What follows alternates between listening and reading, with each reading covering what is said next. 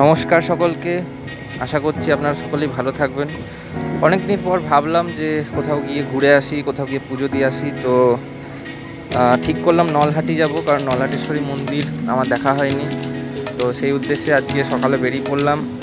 তো আমরা এখন যাচ্ছি রামপুরহাট স্টেশন। রামপুরহাট স্টেশনে নেমে সেখান থেকে নলহাটির উদ্দেশ্যে ট্রেনে রওনা দেবো।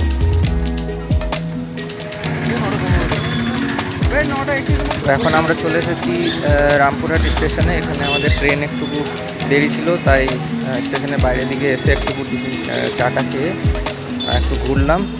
এবার আমরা স্টেশনে ঢুকবো ট্রেন ধরবার জন্য।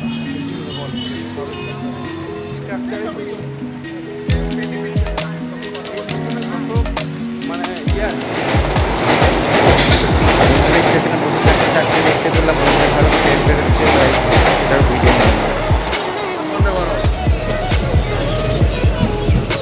তো অ্যাটলিস্ট আমাদের নলহাটি যাওয়ার জন্য আমরা ট্রেন পেয়ে গেছি, বেরিয়ে পড়লাম। আর কিছুক্ষণের মধ্যে আমরা নলহাটি পৌঁছেও গেলাম। এই হচ্ছে আমাদের নলহাটেশ্বরী মন্দির, যেখানে আমরা এসে পুজো দিচ্ছি।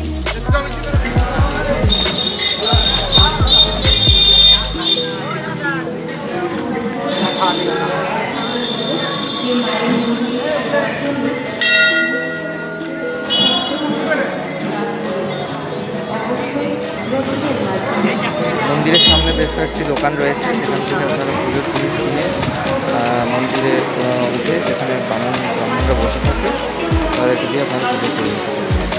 মন্দিরটি খুবই ভালো, নতুন করে বানানো হয়েছে, আটচালাটি বানানো হয়েছে, খুবই ভালো লাগে।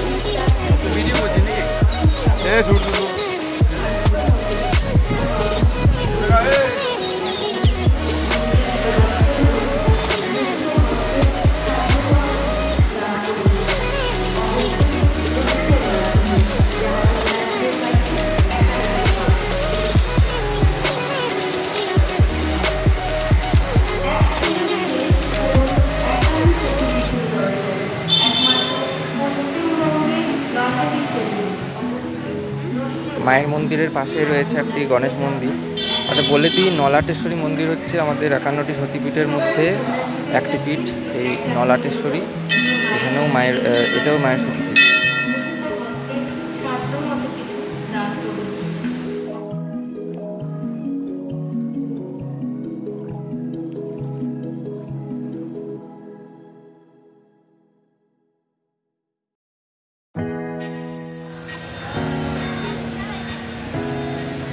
এবার আমরা নলহাটি থেকে বেরিয়ে পড়লাম আবার রামপুরহাটের উদ্দেশ্যে, কারণ আমাদের আরেকটা ঠিক ছিল যে আমরা রামপুরহাটে নেমে তারাপীঠ যাব।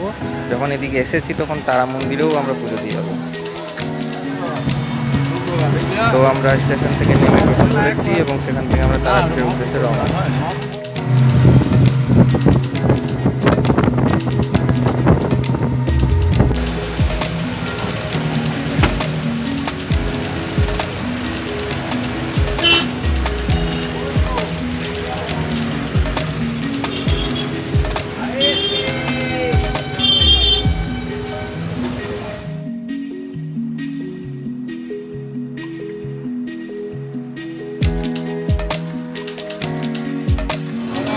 আমাদের তারাপীঠ মন্দিরে চলে এসেছি, পুজো দেব।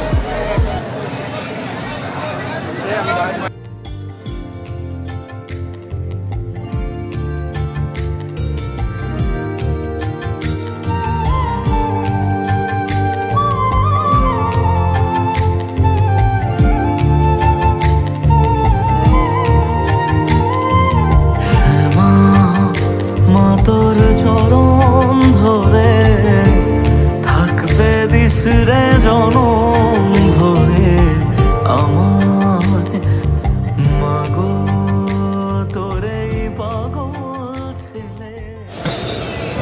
তো আজকের ভিডিও আমাদের এইটুকুই ছিল। দেখা হচ্ছে আবার অন্য কোনো ভিডিওয়, অন্য কোনো নতুন জায়গায়। ততক্ষণ আপনারা সকলে ভালো থাকুন, সুস্থ থাকুন। ধন্যবাদ।